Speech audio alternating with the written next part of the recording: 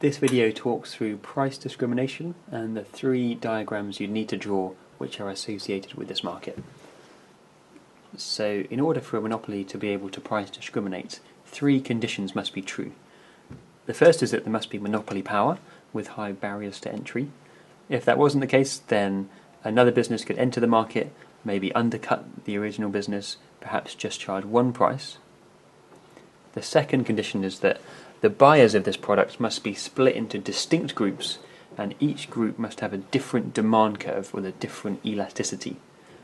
So for example, if there's two groups, one must have more inelastic demand, who could therefore be charged a higher price, and one group must have more elastic demand and will therefore be charged a lower price.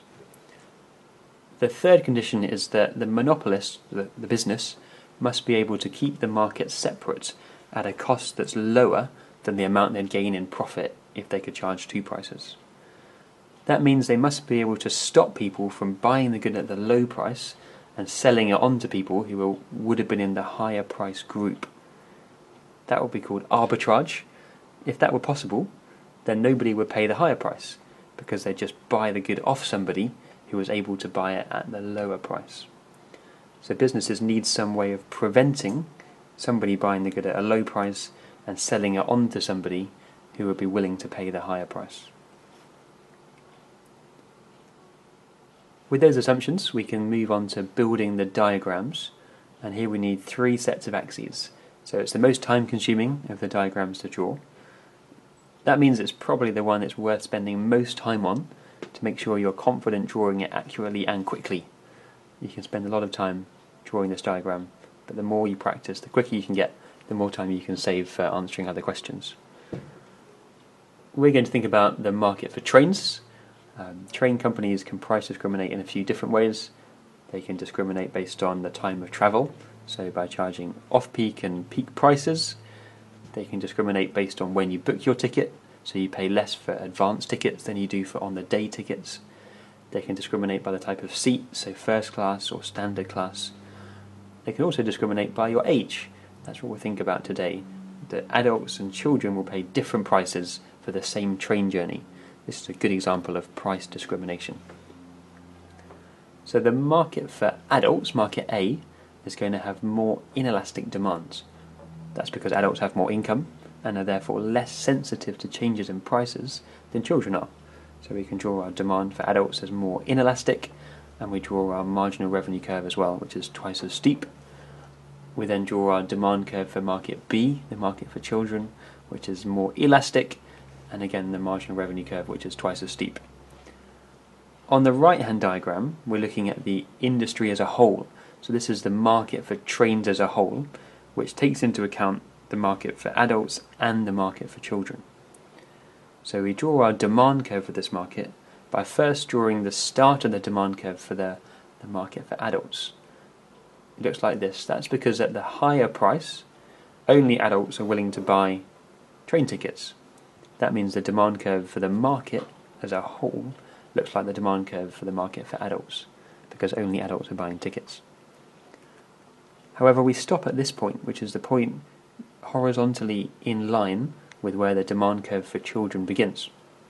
From this price downwards, now as we lower the price, more adults are willing to buy train tickets, and children are willing to buy train tickets as well. That means that our demand curve is going to kink.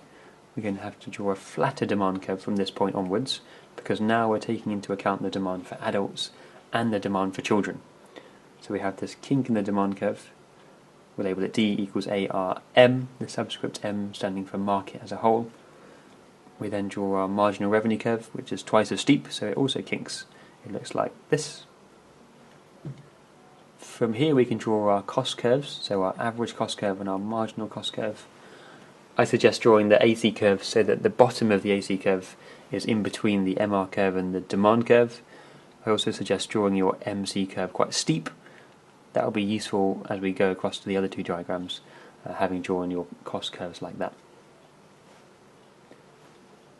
From here we assume that the firm's a profit maximizer, so it produces where MC equals MR, which is quantity Q. We can then find the price by continuing that dotted line up to the demand curve, giving us P, and the cost is where that dotted line intersects the AC curve. This area here is the supernormal profit, but the important thing is it's the supernormal profit if the business only charges one price. So if the train company charges children and adults the same price, which is P, the business can make this area here of supernormal profit. What we'll try and show as we move the diagram onwards is that the business can make more supernormal profit by charging two different prices. The way we do that is we find the marginal cost in this diagram, the far right hand diagram, which is where MC equals MR, and we trace that dotted line all the way across the other two diagrams like this. This is the marginal cost. If we can split the markets into two, market A and market B, and we look just at market A, we can profit maximize just in this market by producing where MC equals MR. That's a quantity QA, and we can find the price we should charge to adults by continuing that dotted line up to where it meets the demand curve, giving us PA, or the price in market A. We can do the same in market B, the market for children, producing where MC equals MR, giving us quantity B and price B. We can find the cost by looking back at our right hand diagram, finding C, and tracing this cost all the way across both the other two diagrams. Label that AC for average cost, and from here we can find the area of supernormal profit made in both different markets, market A and market B.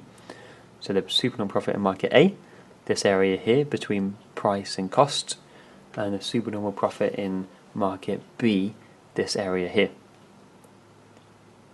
The key takeaway from these three diagrams is this: that the areas of red supernormal profit, which is the supernormal profit from adults and children if you charge two different prices, that area of red supernormal profit is greater than the area of blue supernormal profit if you just charge one price.